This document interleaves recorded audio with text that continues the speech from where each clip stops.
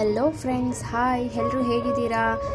ಎಲ್ಲರೂ ಚೆನ್ನಾಗಿದ್ದೀರಾ ಅಂತ ಭಾವಿಸ್ದೆ. ಎಲ್ಲರಿಗೂ ಒಳ್ಳೆಯದಾಗಲಿ ಅಂತ ಕೇಳ್ಕೊತ ಟೊಮೊಟೊ ಗೊಜ್ಜು ಮತ್ತು ಚಪಾತಿ ಮಾಡುವ ವಿಧಾನ ನೋಡೋಣ ಬನ್ನಿ ಫ್ರೆಂಡ್ಸ್.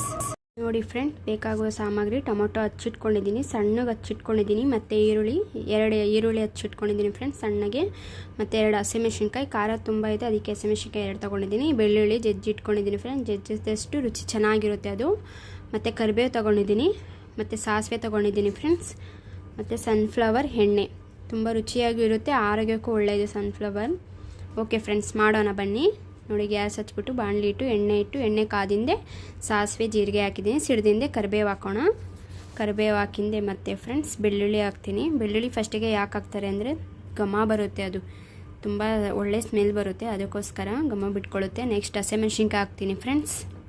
ನೋಡಿ, ಹಸಿಮೆಣಸಿನ್ಕಾಯಿ ಹಾಕ್ತೆ ಚೆನ್ನಾಗಿ ಫ್ರೈ ಮಾಡ್ಕೊಳ್ಳಿ. ಮತ್ತು ನೆಕ್ಸ್ಟು ಈರುಳ್ಳಿ ಹಾಕೋಣ. ಈರುಳ್ಳಿ ಹಾಕಿ ಚೆನ್ನಾಗಿ ಎಣ್ಣೆ ಜೊತೆ ಫ್ರೈ ಮಾಡ್ಕೊಬೇಕು ಫ್ರೆಂಡ್ಸ್. ಯಾವುದೇ ಅಡುಗೆ ಆಗಲಿ ಈರುಳ್ಳಿನ ಚೆನ್ನಾಗಿ ಫ್ರೈ ಮಾಡ್ಕೊಂಡು ನೆಕ್ಸ್ಟ್ ಹಾಕಿದ್ರ ನಂತರ ತುಂಬ ಚೆನ್ನಾಗಾಗುತ್ತೆ ಅಡುಗೆ. ನೋಡಿ, ಈರುಳ್ಳಿ ಚೆನ್ನಾಗಿ ಫ್ರೈ ಮಾಡಿಕೊಂಡೆ. ನೆಕ್ಸ್ಟು ಟೊಮೊಟೊ ಹಾಕೋಣ. ನೋಡಿ ಫ್ರೆಂಡ್ಸ್, ಟೊಮೊಟೊ ಹಾಕ್ತಾಯಿದ್ದೀನಿ.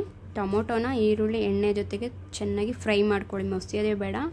ಅದರಲ್ಲೇ ಚೆನ್ನಾಗಿ ಬೇಯಿಸಿ ಬೇಗ ಬೇಯಬೇಕಂದ್ರೆ ಒಂದು ಸ್ವಲ್ಪ ಉಪ್ಪು ಹಾಕ್ಕೊಳ್ಳಿ, ಬೇಗ ಬೇಯುತ್ತೆ ಮತ್ತು ರುಚಿಯಾಗೂ ಆಗುತ್ತೆ. ನೋಡಿ, ಮಸಾಲೆ ತೊಗೊಂಡಿದ್ದೀನಿ, ಧನಿಯಾ ಪುಡಿ, ಖಾರದ ಪುಡಿ ತೊಗೊಂಡಿದ್ದೀನಿ, ಮಸಾಲೆ ಹಾಕ್ತಾಯಿದ್ದೀನಿ ಫ್ರೆಂಡ್ಸ್. ಟೊಮೊಟೊ ಬೆಂದಿಂದೆ ಹಾಕಬೇಕು, ಹಾಕಿ ಚೆನ್ನಾಗಿ ಫ್ರೈ ಮಾಡ್ಕೊಬೇಕು ಸ್ಮೆಲ್ ಹೋಗೋ ತನಕ.